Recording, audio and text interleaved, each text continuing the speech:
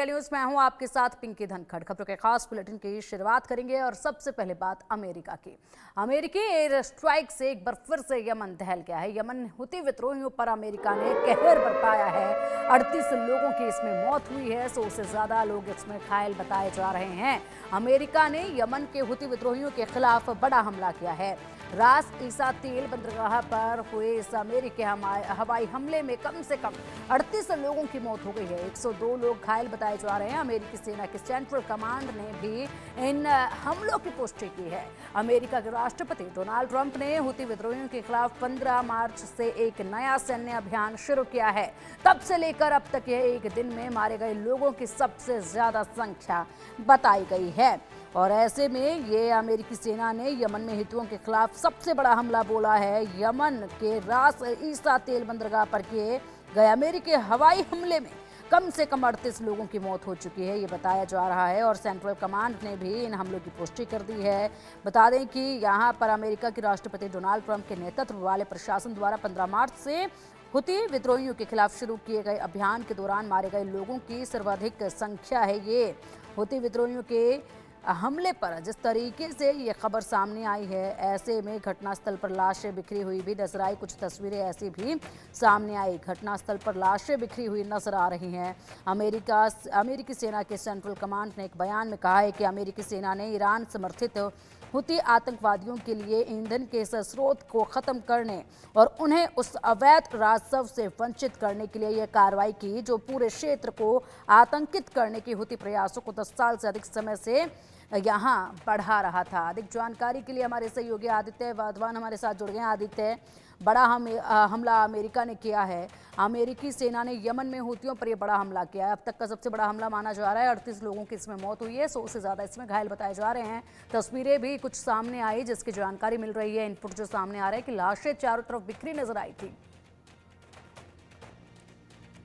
America का attack है हुती में जो है यमन में, और पहले भी इस तरह के अटैक करे हैं हुतीस पर अमेरिका ने। और अभी जो इंटेलिजेंस है, जो स्पेस में उनके जो सैटेलाइट्स हैं पूरी तरफ यमन की तरफ घूम रहे हैं, क्योंकि अमेरिका मानता है कि हुती जो है बार बार फायरिंग करके जो ग्लोबल ट्रेड है, जो शिपिंग ग्लोबल ट्रेड है, उसको डिसरप्ट कर रहे हैं। कहीं ना कहीं जो ट्रेड शिपिंग जो जा रही है उस पर फायरिंग। अभी हमने कुछ टाइम पहले देखा कि यूएस सेक्रेटरी ऑफ स्टेट जो है मार्को रूबियो, उन्होंने भी जब Russian foreign minister Sergei Lavrov से फोन पे बातचीत कर रहे थे, तो उन्होंने भी हुती ये बोला कि अगर ये हुती के अटैक नहीं रुकेंगे तो ये बहुत दिक्कत वाली बात होगी। और जो अभी इंटेलिजेंस शेयरिंग है, जो पेंटागन है जहां से अमेरिका की सारी इंटेलिजेंस शेयरिंग होती है, वो भी पूरे तरीके से आग इस पे जो हुतियों पे आग जमाए बैठे हैं, क्योंकि इस समय जो स्थिति है बहुत नाजुक है। वो बार बार हुती ने भी बीच में ऐसा चेतावनी दी थी कि हम अमेरिका पे भी हमला कर सकते हैं, क्योंकि अमेरिका ने पहले भी, डोनाल्ड ट्रंप ने उन पे एयर स्ट्राइक्स की घोषणा करी थी। तो अभी देखने वाली बात रहेगी, क्योंकि स्थिति पहले से गरमाई हुई है। और जो हुतीज हैं, अमेरिका मानता है कि ये ईरान की एक बहुत बड़ी प्रॉक्सी है, जिसको लेकर वो एक युद्ध कर रहे हैं। जी पिंकी। बिल्कुल, इसी के साथ अगर बात की जाए तो कुछ दूसरी तरफ से यहाँ पर ऐसी तस्वीरें निकलकर सामने आई जिसमें अलग अलग बयान भी जो हैं आदित्य देखे जा रहे हैं। जैसे कि मसीरा टीवी ने वीडियो फुटेज शेयर करते हुए इसमें अरबी में लिखा हुआ है, रास ईसा तेल बंदरगाह को निशाना बनाकर अमेरिकी आक्रामकता के अपराध का शुरुआती फुटेज है, जिसके परिणाम स्वरूप कई लोग शहीद हो गए। शहीद का इस्तेमाल किया है यहाँ पर, ये भी दूसरी तरफ से बयान सामने है। जी बिल्कुल, इस तरह से काफी जो टेंशन हैं वो गड़बड़ा गई हैं इस अटैक के बाद, क्योंकि हूथीज पहले से ही अपनी एक्टिविटीज को जो है एक्टिविटीज बढ़ा रहे थे। और ये इस अटैक के बाद, ये बहुत मेजर अटैक हुआ है अमेरिका द्वारा हूथीज पर। तो अब देखने वाली बात रहेगी कि हूथीज का किस तरीके से जवाब रहता है इस अटैक को, क्योंकि कहीं ना कहीं जो अगर हम माने तो ईरान कहीं ना कहीं पीछे से उनको फंडिंग देता रहा है हूथीज को, और उसी की वजह से ये अटैक्स करते रहे हैं। तो अब ये देखने वाली बात रहेगी कि ये कब तक अटैक जारी रहेंगे। क्या अब हूथीज भी रिटेलिएट करेंगे, ये देखने वाली बात रहेगी। जी बिल्कुल, जिस तरीके से आपने कहा है हुतियों को लेकर, असल में हुती अधिकारी की तरफ से भी इसमें एक बयान सामने आया है जिसमें उनकी तरफ से कहा गया है कि अमेरिकी दुश्मन के हमले यमनी लोगों को गाजा का समर्थन करने से नहीं रोक पाएंगे। साथ ही लिखा है कि उन्हें और मजबूत करेंगे। यहाँ पर रोका नहीं जाएगा, बल्कि हम इन हमलों से और मजबूत होंगे, ये कहा गया है।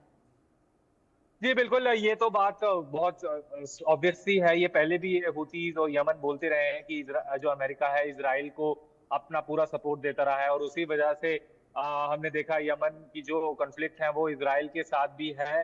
तो अभी देखने वाली बात रहेगी कि किस तरीके से आगे चीज़ें जाती हैं। इस समय चीज़ें बिल्कुल अभी चिंता का माहौल है हर जगह, क्योंकि ईरान और यूएस की एक तरफ हम देखें तो न्यूक्लियर टॉक्स चल रही हैं, और हम्म। उस मद्देनजर बीच में इस तरह का में बड़ा अटैक हुती इस पर आना था। यह देखने वाली बात रहेगी कि इस तरीके से क्या इसका जो ईरान और यूएस की जो इस हफ्ते रोम में न्यूक्लियर डील के रिगार्डिंग बात होनी, क्या उस पे इस अटैक का उस बातचीत पर कोई असर आता है कि नहीं, ये देखने वाली बात रहेगी। Thank you. बिल्कुल शुक्रिया आदित्य आपका इन तमाम जानकारियों के लिए। फिलहाल बातचीत पर क्या असर आता है, क्या स्थिति जो है इसमें देखी जाती है इस हमले के बाद दोनों ही तरफ से फिलहाल जो है, हालांकि अमेरिका ने तो दिखा दिया है, लेकिन उसके बाद दूसरी तरफ भी इस वक्त जो है तिलमिलाहट देखी जा रही है। उसका असर कितना देखा जाएगा ये वक्त बताएगा। बढ़ेंगे अब आगे, तस्वीरें दो आपके सामने हैं और इन्हीं तस्वीरों से समझिए हालात कैसे इस वक्त यहाँ बने हुए हैं। बढ़ेंगे अब आगे, बात दिल्ली की